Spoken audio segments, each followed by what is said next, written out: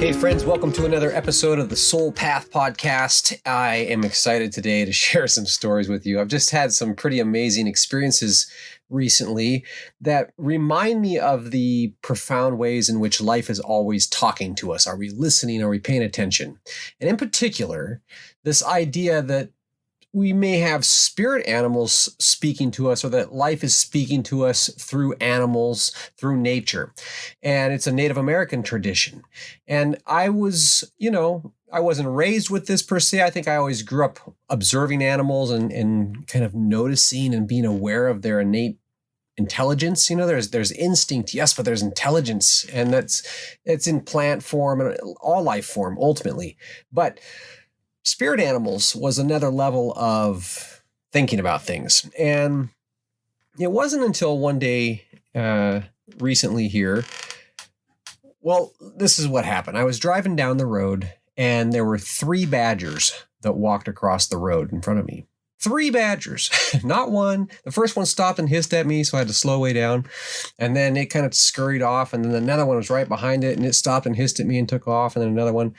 And I thought, wow, that's what are the chances 3 badgers would cross the road right in front of me? I've lived my whole life in a lot of different places, never seen that happen before. So that was pretty cool. And, the mind just kind of takes note of that, right? Like, what could I learn from the wisdom of observing a badger, right? So imagine in ancient times when our ancestors were, stable enough to have some downtime and were just so in tune to nature, spent all of their time really connected to nature, observing what was real, what's going on, how everything acts, and what could they learn? What lessons could they learn from the wisdom of the badger? A badger can survive. A badger has wisdom. This creature is incredible. Right? It has carved out its own niche in the grand scheme of things. It's a manifestation of divine intent, ultimately. It's magical, a badger. And if you stop and think about all life at that level is truly, truly magical. Do we let that magic escape us on a daily basis? Are we so focused on other things and consumed by the mind that we fail to slow down long enough to appreciate the magic? Stop and smell a flower. Think about the magic that made that happen. The color of the bloom, the fragrance, all of the, chemistry that's going on, all of the molecular stuff that's going on. It's fascinating, but it's magical. It's for a purpose. It's manifestation of intent, divine intent, a curious exploration of infinite potential. The cosmic bloom. This is all really cool stuff. So learning from the badger, the badger brings a lot of wisdom. And so I came home and I pulled out a book off my shelf and I opened it up to the badger. And in this book, badger represents aggressiveness. Badger is vicious. The power of the badger's medicine is an aggressiveness and a willingness to fight for what it wants. Isn't that something? Badger people are going to be, badger medicine is aggressive enough to make it to the top of their chosen field because they do not give up. They are also the finest healers, and they will use any and all methods to ensure healing and will not give up on the critically ill. The badger person is often the boss. I'm reading here. The badger person is often the boss, the one that everyone fears, and at the same time, the boss that surely keeps the company afloat. The badger gets the job done. Badger certainly is a source of strength. This is fascinating to me. That's just a short excerpt out of the book. I'm going to tell you about the book, where I got this book, in just a minute. But I read those words about aggressiveness and the willingness to fight for what I want. When I read about the wisdom of spirit animals or the spirit of animals, you can look at it from any different angle. But when I read about this is how I interpret it. Does this apply to my life right now? right? Or how does this apply? What can I learn from this? Or how can I apply this to my life? And I realized that I just had an epic flop, right? I just failed. I had my huge embarrassing failure, right? So I'd done all this stuff to have my first paid online workshop. It was actually a virtual retreat, right? $97 to spend a whole day together, 4 hours, ultimately broken over a 6 hour time to really integrate and connect and apply the tools that I bring to the table, the tools that life has taught me to help others get from where they're at to where they want to be, right? So that was I don't know. I was excited about it. I thought that, yes, I was really going to be able to help people. And I'd put out, lots of social media, and I had done free workshops, and I'd had over 120 people watch my free workshop. And then people were saying, yeah, they were interested, but on the day of the event, nobody showed up. And oh man, the heartache, whoa, the weeping, the gnashing of teeth, my hair's on fire. My ego's just enraged going, what the hell happened? Right? What did I do wrong? Or more importantly, what did I not do right? What am I missing here? What's the missing piece? There's got to be something that didn't happen, right? And so I can reverse engineer it and get into all of that and use that as instantly. What can I learn from this, right? The instant transmutation of, this is a failure into this is a learning experience, or I'm going to leverage this failure. Yeah, it stings. Let's not lie about it, right? When we fail to achieve something we set out to do, especially something we put a lot of time and energy into, emotion into, if we really believe it, that's going to work, and why wouldn't it, right? But then sometimes it doesn't. And what? And so anyway, that's where I was at. And it caused me to recoil a little bit, like, oh, geez, am I going in the right direction would be the first question I ask myself. Am I on the right path? Is this aligned? Am I moving from the heart? Or am I just running with some head level idea? And it wasn't that. My heart was certainly aligned and inspiring, the action. There were just lessons that I needed to learn. And yes, my mind had an idea that I was moving toward, but ultimately that idea was smaller than the vision of my heart. And I was reminded through this experience, through the grief of, my ego and having to let go and face the music. And I'm in this really awesome mastermind group. And I had set that goal as a matter of accountability in this group. And then I had to go back and face them and tell them, oh, I failed. And then have them help me figure out why. That is a golden opportunity for growth. It requires humility, honesty, humility, and honor, the virtuous path. I believe we've spoken about this before, right? But to be honest with ourselves, to be humble, and to honor the wisdom of others, honor the human condition, honor the interactions and the people that can speak into your life, honor the traditions, honor life. It's just a beautiful thing. Anyway, but back to the spirit animals, guys.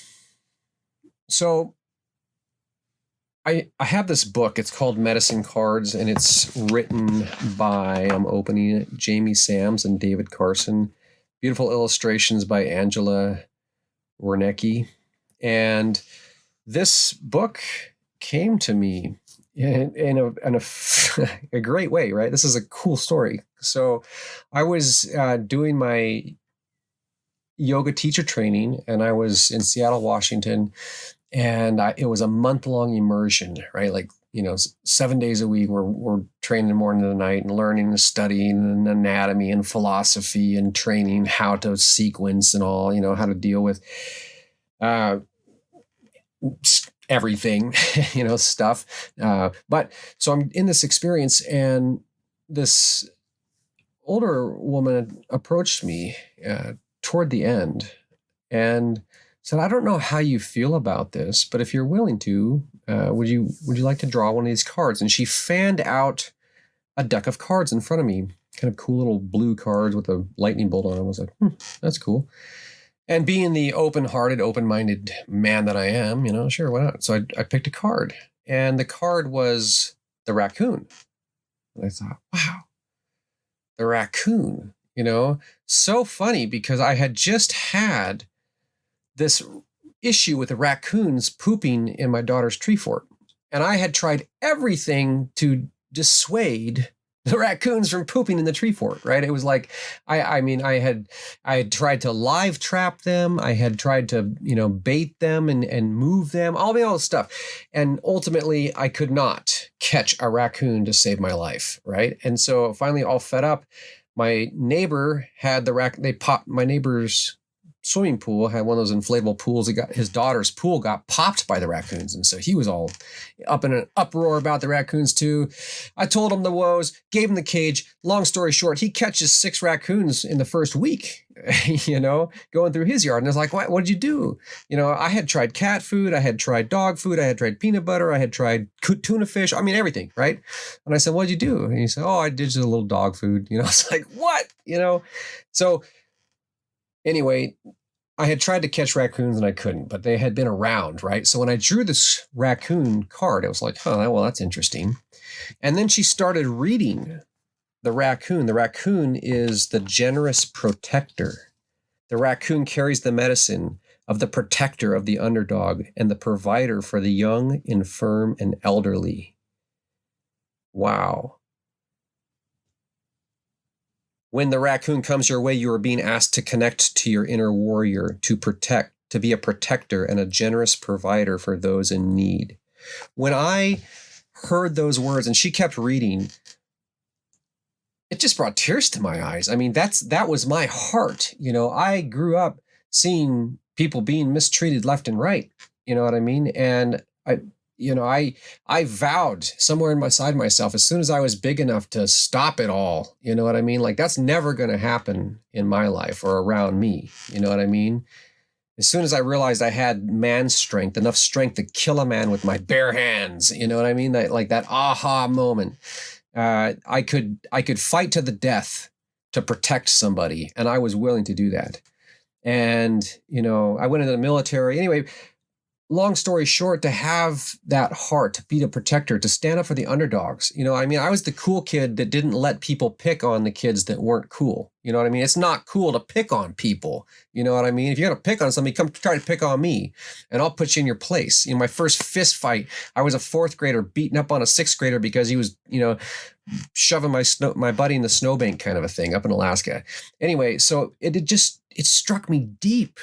It resonated so deeply within me. Man, what are the coincidences? What are the chances? What are the cosmic chances? Statistical probability here. This is synchronicity. This is serendipity. This is beyond coincidence. This is meant to be. This is destiny, maybe. How do you say it? What word do you use to describe something that could only be so finely orchestrated by some magical, benevolent force ultimately, the greater good, the great mystery of life in Native Americanism, what I call God, good old divinity, right? The essence of life itself, the eternal enigma, the source and the sum of everything that is. This is God. And yes, we are a part of, embraced, and intimately connected to, and expressions of God, children of God, you could say. But spirit animals, in this realm of God is everything, or manifesting through everything, speaking to us through everything. What can we learn from the wisdom or the spirit of an animal, to be the protector of the innocent and the infirm? Man, that was so strong to me. So I thought that was really cool. And I asked the lady, can I borrow your book? And she let me borrow her book and her deck of cards. And I went and I did the spread for a totem, whole ceremonial deal. And, learned my animal totems, and just, it was a pretty cool experience, right? And it harkened back to my childhood, growing up in the Alaskan wilderness, right? Being so close to nature and growing up with animals and all of that kind of stuff. But it also, resonated moving forward, just the wisdom of animals speaking to me. And what can I learn from that? And does it apply? How does this apply to my life? And so when those three badgers crossed the road, and this is just one, guys, this is just one, or I'm sharing two. I shared the first, the source of where this came. Oh, how I got the book. Okay, so I was traveling through North Carolina. I went through the old Smoky Mountain National Park, and we were going out to a family reunion anyway. Just out in that area, there's native land, right? There's tribal land. And so I happened to stop in to a gas station. They had a little bookstore, and one thing led to another, struck up a conversation. I asked, hey, have you ever heard of this book? And she said, well, yeah, are you into that kind of stuff? And I was like, well, I said, I'm curious.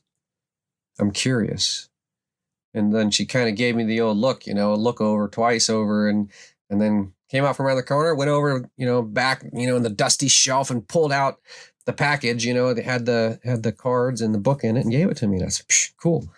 And so that's how I got the book, you know what I mean? In North Carolina years later. And there's, so the badgers and the aggressiveness, right? This is the lesson that applies today. Okay, this is where I'm at right now. The epic failure, the recoil. Do I lean in? Do I regroup? Do I navigate in a different direction? All that kind of stuff. Ultimately, I have to be aggressive, right? You know what I mean? You have to go out and fight for what you want, right? And that's the medicine of the badger. So how timely that three little badgers crossed the road and prompted me reminded me, I have this book on spirit animals, and this is what it says, the aggressive healer who has the courage to use unconventional means to exact a cure. This is something that is important, aggressive enough to make it to the top of their chosen field because they don't give up. They're also the finest healers. They will use any and all methods to ensure healing and will not give up on the critically ill. And so here's something, when I sold my yoga studio, I went into just basically, straight pro bono and working with people who had significant physical ailments and conditions, setbacks. And so it was a very intense problem solving, intense energy, and it takes a lot to process, right? And figure out how best to meet somebody that has a lot of extenuating circumstances. So I just kind of dedicated myself to that. And anyway, I did go to India in that time and serve over there as well. But the bottom line is, that heart within me to serve, has always been most important. And I realized in my most recent business, I'm working on things that are, vitally important, like mind, body, soul integration and head and heart, alignment, and how to make that connection with who am I and, what was I born to do? What's my mission? What's my purpose in life and all of that, which is valuable because I hear people saying that they're looking for this. And so I created, 30 hours of video content in the Soul Path Masterclass. And I was, Soul Purpose Workshop was going to be the opportunity for people to learn about that. Well, nobody shows up, right? And so I'm like, wow, okay. As I step back and in that space that I allowed time to kind of look at it from all angles, I realized, there are things that I'm not doing. And like I said earlier, it's, that's just part of the vision. That's just part of it. You know what I mean? It's more than that. I used to teach 35 hours of yoga a week. You know what I mean? Like that's a lot of healing that goes on in that time. And I'm trying to do something different now, using more of the internal alchemy of well-being, if you will, but it does all merge together. So I can't leave that part out, but I kind of had, right? And initially I had seen it all coming together, and then there's more. There's more to the vision than that, because it's not just mind, which would be like the Soul Path Masterclass. Like, here's this mental map and this framework, right? These are the lessons I've learned that are most important and how to apply them. That's that. Let me, shave off some time in life. And then there's body, which affects mind affects body. But if you're healing and you're dealing with, physical aches and pains, or you're trying to recover from some significant chronic illness or ailment, those things are going to detrimentally impact life in a significant way. They're going to weigh down on everything. So that's why, my motto was be fit, be focused, be happy. It's first a deal with the physical, or approach the physical door, because it's the most accessible. We can control what we put into our body. We can control how we move our body. Those things are pretty accessible. The mind's a little bit more slippery, right? So the body's pretty tangible. The mind's a little more slippery. And then to get into the subtle aspects of life, the spiritual essence of life, spirit animals, metaphysical phenomenon that have been documented all throughout human history and proven and disproven, over and over and over again, right? But we cannot intellectually dismiss the anecdotal evidence, right? It's an overwhelmingly common human experience, the mystical experience, the spiritual experience. So, notwithstanding being a hardcore atheist, which I don't think that's who I'm talking to here, but, understanding that within all of the different ways of looking at it, there's that common urge to make sense of it all. And when we think about things like spirit animals, it doesn't, this idea, that you might have an animal visit you in your dreams. Sure. That could be a spirit animal. You could be in a sweat lodge and hallucinate. You could be on shrooms or peyote or ayahuasca, or what have you, that the root of it, the drive, I guess you say, is this urge to connect.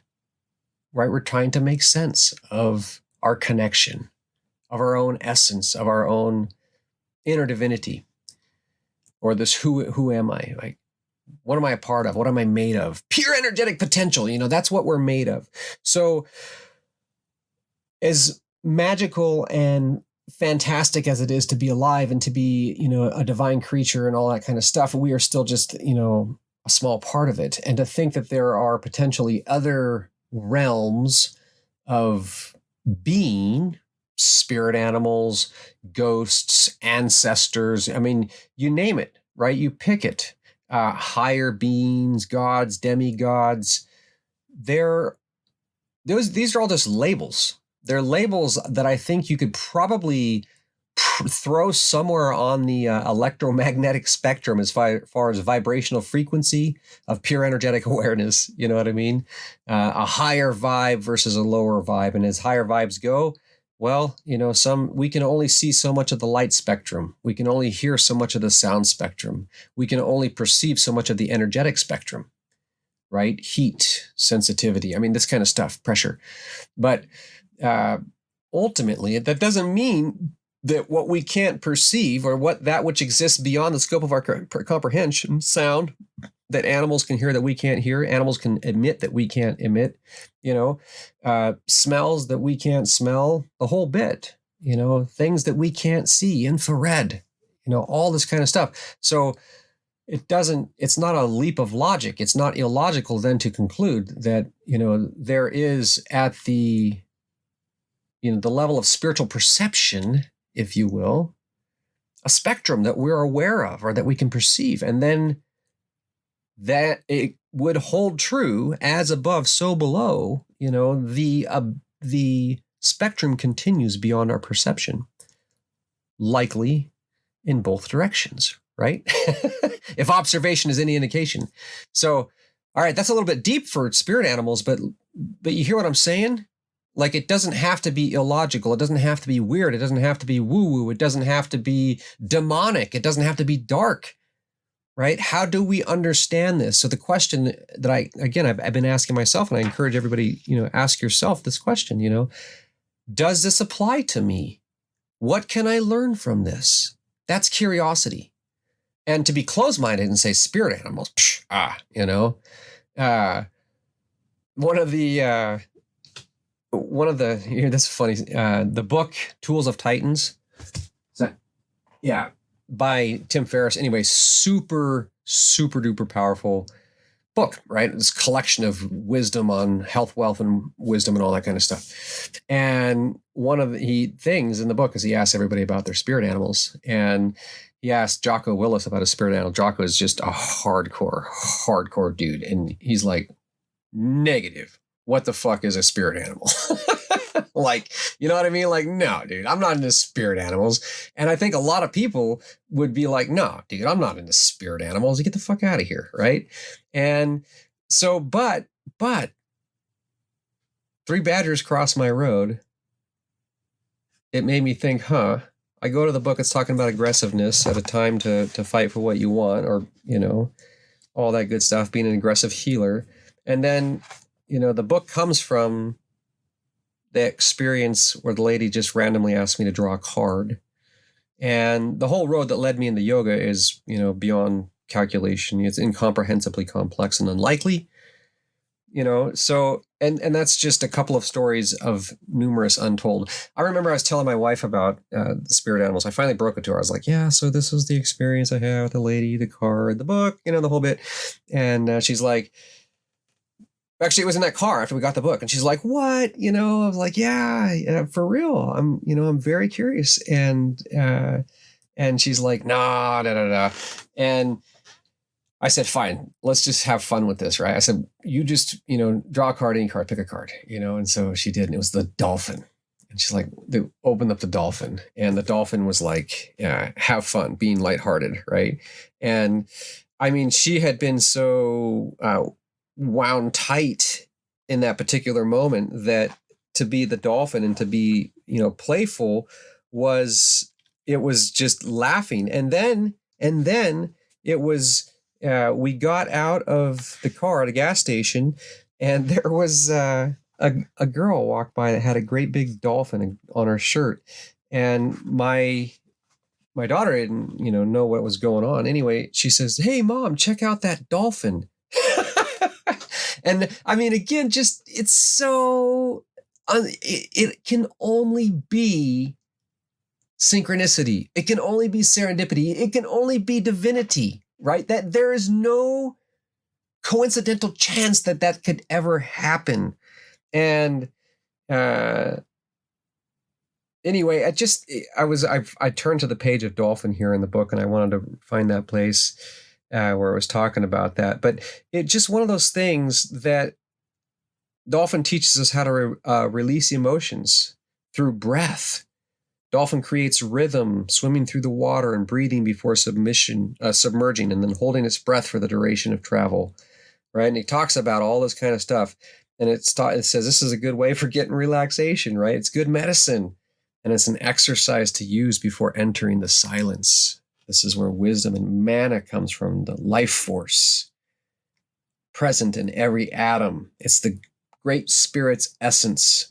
Dolphin teaches us how to use life mana through our breath. This is prana and pranayama. This is chi in Kung Fu, right? This is the same thing in Native American wisdom. It revitalizes each cell and organ and breaks the limit and dimensions of physical reality so that we may enter the dream time. Oh, man. It goes on. There's a lot. I'm not going to read it. It talks more about language and all this stuff. Imitate dolphin. Ride the waves of laughter, spreading joy in the world. Breathe and experience the mana so freely given. Break existing barriers and connect to the dream time of the great star nation. Know that we are all whole in the eyes of the ever-living one. That was probably a little more than my wife was expecting to get in that moment, but it was just funny when that moment when my daughter said, "Hey mom, check out that dolphin," and a sparkly pink dolphin on the girl's shirt. I mean, it was just funny. She laughed. She laughed. You can't deny that. It's so existential. It's so amazing. And I believe that people have this type of experience, magical, metaphysical, mystical, spiritual experiences all the time, all around the globe and in infinitely diverse ways. As infinitely unique as every human being is, I believe that there are that many different ways that people experience this. And yet throughout the ages, just like there are dominant there are themes, right? There are stories about how to cultivate this connection. Do you know your spirit animal totem? Well, it might be meaningful to you. If this episode of the Soul Path podcast does anything, I hope it makes you curious. What are the chances 3 badgers would cross the road? And here I am. How about having the 3 raccoons underneath my porch, or the ones that were pooping in the tree fort? All this kind of stuff. I can't explain that other than the way that I have. And from the heart, there's no way that I could ever deny the experience. Does that make sense? So I've lived it. So this is my reality, guys. And that's a reality that I think I share with a lot of people. But what I want to encourage each person listening is that your reality, experience it. What is your reality telling you? And, what is real right now? Anyway, how is life talking to you? How is life talking to you? And what is real right now is really important. My mind skipped for just a second to being rooted in reality. And sometimes it's, that's a whole other episode, I guess, as far as, what is real and what is reality and all that kind of stuff. You know what? That sounds like a great episode. So we're going to do that. I'm looking forward to an exciting interview here coming up tomorrow. And so I've been away, guys, a little bit. I pulled back again. I was just kind of regrouping and trying to figure out what brings me joy and where am I off course. I'll tell you what brings me joy, and that's sharing my heart, sharing my voice. I've been enjoying Clubhouse. Stay tuned on that. I'll be looking forward to setting up a room there to meet regularly and have more dialogue. So, and just listen to other people's voices. The voice is powerful. So thank you for being here with me, listening to my voice. Please, again, like and subscribe, share this with your friends. Any of those spirit animal skeptics out there, they should hear this one and then look me up, because, I'm probably the last guy on the planet that whatever been sitting here to tell you the story. You know what I mean? So it's, from my heart to yours, stay curious, and I'll look forward to connecting and talking to you again soon. Peace.